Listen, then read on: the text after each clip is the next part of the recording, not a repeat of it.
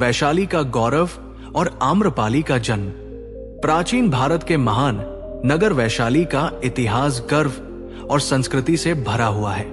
यह नगर केवल व्यापार, शिक्षा और कला का केंद्र ही नहीं था, बल्कि यहाँ का सामाजिक ढांचा, राजनीतिक व्यवस्था और धार्मिक परंपराएं भी अत्यंत विकसित थी। नगर के चारों ओर विशाल बाग बगीचे और सुनहरे महल थे। यहाँ के नागरिक न केवल शिक्षित और सभ्य थे, बल्कि कला और संगीत में भी प्रवीण थे। ऐसी ही महान नगरी में जन्मी थी आम्रपाली, एक लड़की जिसका सौंदर्य और प्रतिभा नगरवासियों के लिए अद्भुत आकर्षण का केंद्र बन गई थी। उसकी चाल, हंसी, नृत्य और मनोहर व्यक्तित्व ने पहले ही दिन से लोगों को मंत्रमुग्ध कर दिया। आम्रपाली के पिता वसुपति नगर के सम्मानित नागरिक थे। उनकी प्रतिष्ठा और संपत्ति थी, लेकिन समाज की कठोर परंपराओं और जीवन की अनिश्चितताओं ने आम्रपाली को भविष्य में चुनौतियों का सामना करने के लिए तैयार कर दिया। बाल्यकाल और प्रारंभिक शिक्षा। आम्रपाली का बचपन बहुत ही मासूम और आनंदपूर्ण था।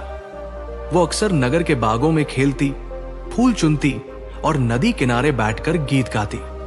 उसकी सुंदरता केवल रूप सौंदर्य तक सीमित नहीं थी, बल्कि उसके आत्मा की चमक और मन की कोमलता ने उसे अद्वितीय बनाया। बाल्यावस्था में ही उसने संगीत और नृत्य की साधना शुरू कर दी। नगर के मंदिरों में उसका नृत्य देखकर लोग उसकी प्रशंसा करते और कहते, ये लड़की तो किसी देवता की भेंट लगती है। इस समय तक आम्रपाली को यह एहसास नहीं था कि उसकी सुंदरता भविष्य में उसके जीवन का सबसे बड़ा संघर्ष बन सकती है। सौंदर्य और समाज की दृष्टि। वैशाली जैसे नगर में महिलाओं की स्थिति सीमित थी। सुंदरता एक वरदान भी थी और बोझ भी। आम्रपाली का सौंदर्य उसे नगर के प्रमुखों और शक्तिशाली लोगों की नजरों में ला रहा था। उसे यह समझ में आने लगा कि लोग उसे केवल उसकी आकर्षक उपस्थिति के कारण महत्व देते हैं, न कि उसके व्यक्तित्व या विचारों के कारण। इस एहसास ने आम्रपाली के मन में अकेलेपन और दुख की पहली लकीरें खींच दी। उसके बचपन का मासूमपन धीरे धीरे एक गहरे मनोवैज्ञानिक संघर्ष में बदलने लगा। वेश्यालय की ओर जीवन का मोड़। वर्षों बाद आम्रपाली का जीवन एक अप्रत्याशित मोड़ पर आया। उसकी सुंदरता और कला ने उसे नगर के प्रमुख वेश्यालय में प्रधान वेश्या बनने का अवसर दिलाया। यह वेश्यालय केवल शारीरिक संबंधों का केंद्र नहीं था, बल्कि यह राजनीति, व्यापार और समाज के प्रभावशाली व्यक्तियों का मिलन स्थल भी था। आम्रपाली ने वेश्यालय में अपनी कला, नृत्य और संगीत के माध्यम से नगर के राजाओं, व्यापारी वर्ग और गणमान्य व्यक्तियों का मनोरंजन किया। लोग उसे देखकर मंत्रमुग्ध हो जाते, लेकिन इसके बावजूद उसके मन में खालीपन और दुख का अनुभव लगातार बढ़ता रहा। वेश्यालय का जीवन उसे सिखा गया कि भौतिक सुख केवल क्षणिक होते हैं। लोग उसकी प्रशंसा करते, उसका सम्मान करते, लेकिन उसका मन कभी शांत नहीं होता। हर रात के बाद वो अकेलेपन और आत्मिक पीड़ा में डूब जाती।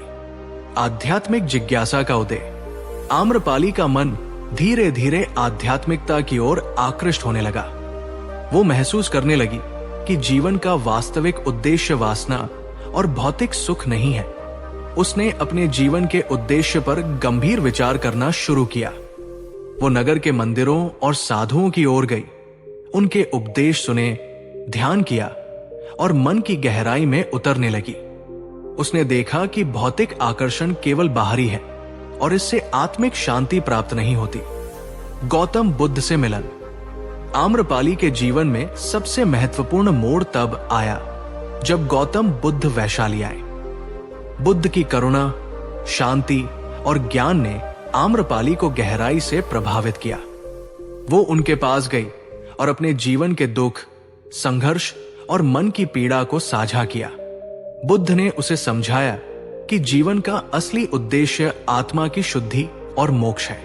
उन्होंने कहा, जो व्यक्ति संसार के मोह में बंधा रहता है वो कभी सच्चा सुख नहीं पा सकता।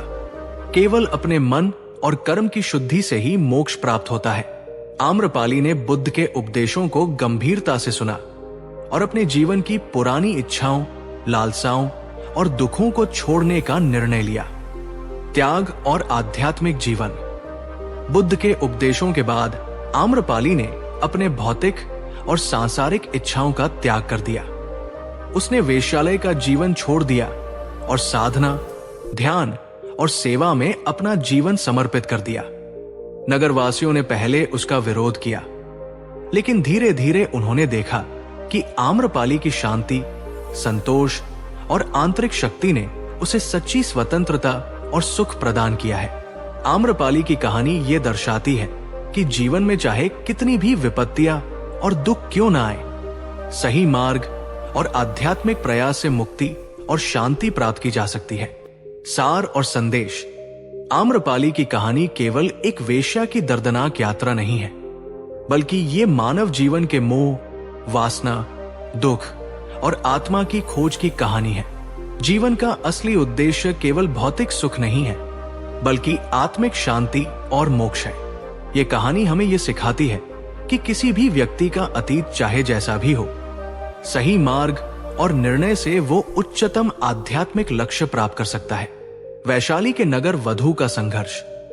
आम्रपाली ने वेश्यालय में रहते हुए नगर की वास्तविकता को गहराई से समझा। वहां उसका जीवन केवल सुंदरता और आकर्षण पर आधारित था। नगर के लोग उसे देखकर मंत्रमुग्ध होते, लेकिन कोई भी उसके मन के दर्द और भावनात्मक संघर्ष को नहीं समझता था। वेश्यालय के दिनचर्या में आम्रपाली को कई बार यह महसूस हुआ कि सुंदरता और कौशल भी सच्चे मित्र और सच्ची स्वतंत्रता नहीं ला सकते।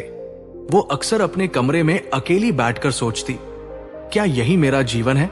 क्या मेरा जन्म केवल आकर्षण के लिए हुआ था? मन की पीड़ा और आत्म प्रश्न। आम्रपाली के मन में लगातार सवाल उठते। क्यों लोग उसे केवल देखने के लिए सम्मान देते हैं? क्यों लोग उसकी आत्मा की गहराई और संवेदनशीलता को नहीं देखते? ये अकेलापन और असहायपन उसे भीतर से तोड़ रहा था। हर रात जब नगर के लोग उत्सव और आनंद में व्यस्त होते, आम्रपाली अपने कमरे की खिड़की से बाहर देखती और सोचती, काश कोई ऐसा होता जो मुझे मेरी आत्मा के लिए देखता, न कि मेरी सुंदरता के लिए। इस पीड़ा ने उसके मन में आध्यात्मिक जिज्ञासा पैदा की। उसने महसूस किया कि संसार का मोह केवल क्षणिक सुख देता है और इसे छोड़ना ही सच्ची स्वतंत्रता का मार्ग है। बुद्ध के उपदेश और परिवर्तन की शुरुआत। एक दिन गौतम बुद्ध वैशाली आए। आम्रपाली ने उनसे मिलने का निश्चय किया। जब वो उनके सामने खड़ी हुई तो उसके दिल में एक अजीब शांति महसूस हुई।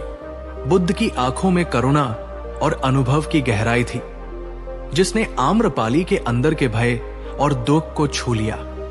बुद्ध ने उसे ध्यानपूर्वक सुना और कहा, संसार के मोह और वासना केवल अस्थायी सुख देते हैं। जो व्यक्ति अपने मन और कर्म को शुद्ध करता है, वही सच्चा सुख और मोक्ष प्राप्त करता है। इन शब्दों ने आम्रपाली के हृदय में एक नई ज्योति जलाई। उसने अपने जीवन की पुरानी आदतों, दुख और लालसाओं को पीछे छोड़ने का निर्णय लिया। त्याग का मार्ग और आध्यात्मिक जीवन। आम्रपाली ने अपने भौतिक जीवन का त्याग कर दिया और बुद्ध के उपदेशों को अपनाया। वो साधना, ध्यान और सेवा में समय बिताने लगी। उसका जीवन अब केवल आत्मिक शांति और ज्ञान के लिए समर्पित था।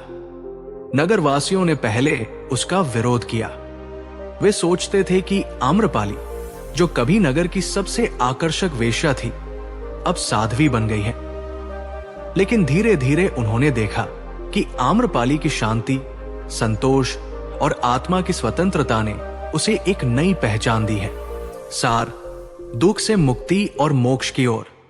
आम्रपाली की कहानी ये सिखाती है कि जीवन का असली उद्देश्य केवल भौतिक सुख नहीं, बल्कि आत्मा की शांति और मोक्ष है। चाहे जीवन में कितनी भी विपत्तियां क्यों ना आए, सही मार्ग और आत्मिक प्रयास से व्यक्ति मुक्ति और सच्चा सुख पा सकता है।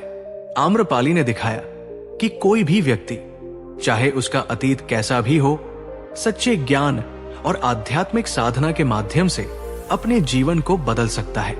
यदि आप चाहें, मैं अब कहानी के अंतिम भाग को लेकर आगे बढ़ाऊं, जिसमें आम्रपाली के बुद्ध के सानिध्य में जीवन, उसके आध्यात्मिक अनुभव और समाज पर उसके प्रभाव को पूरी तरह विस्तृत किया जाएगा। ठीक है, अब मैं आम्रपाली की कहानी का अंतिम भाग लेकर आता हूं, जिसमें उसका आध्यात्मिक परिवर्तन पूर्ण होता है, उसके जीवन का संदेश स्पष्ट होता है और समाज पर उसका प्रभाव दिखाया गया है। बुद्ध के सानिध्य में आम्रपाली का जीवन। आम्रपाली का जीवन अब पूरी तरह बदल चुका था। पहले वो नगर की सबसे प्रसिद्ध वेश्या थी, जिसे लोग केवल उसकी सुंदरता और आकर्षण के लिए जानते थे। लेकिन अब उसका नाम आध्यात्मिक साधना और शांति की प्रतीक बन गया था। वो बुद्ध के सानिध्य में जीवन बिताने लगी। उनके उपदेशों का पालन करते हुए आम्रपाली ने अपने मन और आत्मा को शुद्ध किया। अब उसके विचार केवल भौतिक सुख, प्रतिष्ठा या मोह के लिए नहीं थे, बल्कि सत्य, ज्ञान और मोक्ष के लिए केंद्रित थे। नगरवासियों और समाज पर प्रभाव। आम्रपाली का परिवर्तन नगरवासियों के लिए एक उदाहरण बन गया। लोग देख सकते थे कि कैसे एक व्यक्ति, चाहे उसका अतीत कितना भी कष्टकारी क्यों न रहा हो, सच्चे मार्ग और ज्ञान के सहारे अपने जीवन को बदल सकता है। पहले लोग उसे केवल देखने के लिए आते थे, अब लोग उसकी शांति और व्यक्तित्व से प्रेरणा लेने आए। आम्रपाली ने यह दिखा दिया कि सच्चा आकर्षण और शक्ति केवल आत्मा की शुद्धता और आध्यात्मिक जागरूकता में होती है। आम्रपाली की साधना और योगदान। आम्रपाली ने अपने जीवन का अधिकांश समय साधना, सेवा और ज्ञान के प्रचार में बिताया। उसने नगर की महिलाओं को शिक्षा और आत्मनिर्भर बनने की प्रेरणा दी। उसकी कहानी सुनकर कई लोग अपने जीवन के मोह और लालसाओं को छोड़ने लगे। वो न केवल स्वयं आध्यात्मिक मुक्ति प्राप्त करने में सफल हुई, बल्कि अन्य लोगों को भी मोक्ष और शांति की ओर मार्गदर्शन किया।